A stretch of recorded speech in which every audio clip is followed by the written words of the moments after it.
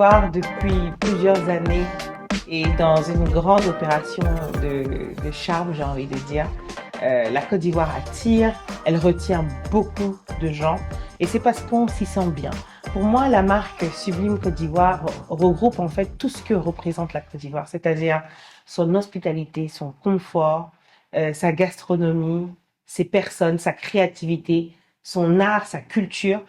La Côte d'Ivoire est un pays très culturel, très poussé sur la culture. Il y a pratiquement tous les jours à Abidjan une activité culturelle, que ce soit un concert, que ce soit une exposition, que ce soit un défilé de mode. On voit l'art partout. Les artistes vivent, respirent, et ça, c'est vrai que ça donne une autre dynamique et une autre couleur à Abidjan et à toute la Côte d'Ivoire. Le soft power, pour moi, c'est l'une des armes les plus puissantes que peut avoir une nation. Aujourd'hui, l'idée, l'image que vous faites de l'Amérique, sans y avoir peut-être mis les pieds, c'est fait au travers des films que vous avez vus. La France aujourd'hui se vend comme l'un des pays les plus attractifs au monde. On dit que Paris, c'est la ville de l'amour. C'est ça son soft power. Et vous voyez que les résultats et l'impact de ce soft power va se faire ressentir sur des générations, va avoir un impact sur le quotidien, sur la sécurité et sur la qualité de vie qu'on peut avoir dans un pays. Et je pense que la Côte d'Ivoire est sur une très très bonne voie et se positionne très bien en Afrique francophone pour se positionner comme un pays d'accueil, un pays où on se sent bien. Et je pense que dans quelques années, il y aura encore plus de monde qui vont souhaiter visiter la Côte d'Ivoire. Et je connais déjà un bon paquet de personnes qui ont décidé de s'installer en Côte d'Ivoire. Et je pense que ça, c'est une très belle décision. Et merci aussi à la Côte d'Ivoire de permettre à toutes ces personnes qui viennent du monde entier de se sentir à l'aise et d'ouvrir ses portes. Quand on ouvre ses portes, on ne rend pas un pays plus fragile, on le fortifie. Et je pense que la Côte d'Ivoire en est un bel exemple. Il y a beaucoup de plats qui me rappellent l'Afrique centrale. On mange de la sauce feuille, par exemple. Mais pour moi, c'est emblématique à la Côte d'Ivoire. C'est un foutou avec une bonne sauce crème, avec tous les aliments dedans. Ça, c'est délicieux et c'est unique. La Côte d'Ivoire tient aujourd'hui de grands événements culturels en Afrique. Et on le voit et on va continuer à le voir. Ce sont des événements qui fédèrent, qui invitent le monde entier à Abidjan.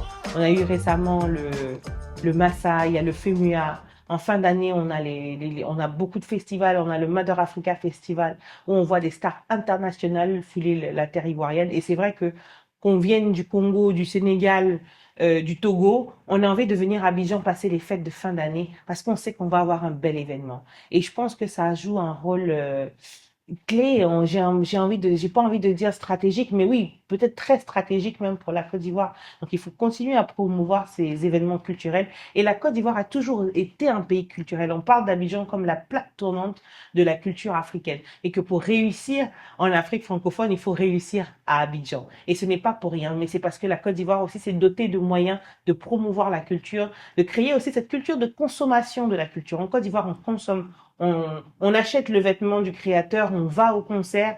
D'ailleurs, les artistes congolais jouent pratiquement tous les ans en Côte d'Ivoire. Ils font toujours des shows à guichet fermé. Et qu'on soit guinéen, qu'on soit malien, qu'on soit sénégalais, qu'on soit camerounais, on vient performer en Côte d'Ivoire et le public ivoirien répond présent. Et ça, pour ça, je tire encore mon chapeau aux Ivoiriens et je leur dis un grand merci. Je vous ai parlé de mode tout à l'heure. En Côte d'Ivoire, ça pétille, ça crépite de créativité. Il y a des créateurs plus anciens, plus nouveaux. On crée de tout en Côte d'Ivoire. On crée des vêtements, on crée des bijoux, des sacs à main, des chaussures, des accessoires et j'en passe. Et honnêtement, j'ai toujours un coup de cœur. Je fais beaucoup de shopping en Côte d'Ivoire. Donc, c'est difficile d'en citer de tous les citer parce que je les aime tous et je porte tous leurs vêtements, mais je ne peux pas ne pas parler d'Eli Quam, je ne peux pas parler du talent incroyable de Franck Niamien, de Pélébé, de Zakoné, de plus anciens comme Gilles Touré qu'on connaît, de Patéo qui est emblématique, Yaimi, Sissa Moïse, les accessoires de Aya Conan, de Makeda que je porte, ils sont absolument magnifiques. Les sacs d'Ali Wax, d'Alice Nyampa. Enfin, je pourrais pas, on pourrait y passer toute la journée. Voilà. Alors, pour parler de films, C'est vrai qu'en Côte d'Ivoire, quand on parle de cinéma, moi, ce qui me marque et m'a toujours marqué, c'est vrai qu'à l'époque, on a eu la série Ma famille, on a aujourd'hui la série Les Nounous, par exemple. Mais quand je regarde le gendarme d'Abobo avec Gou Michel, peu importe comment je me sens ce jour-là, mais je ris à ne plus pouvoir me retenir. Et c'est un sacré acteur, c'est un monstre du cinéma, Michel Gou. Et il arrive à nous faire rire depuis tellement d'années.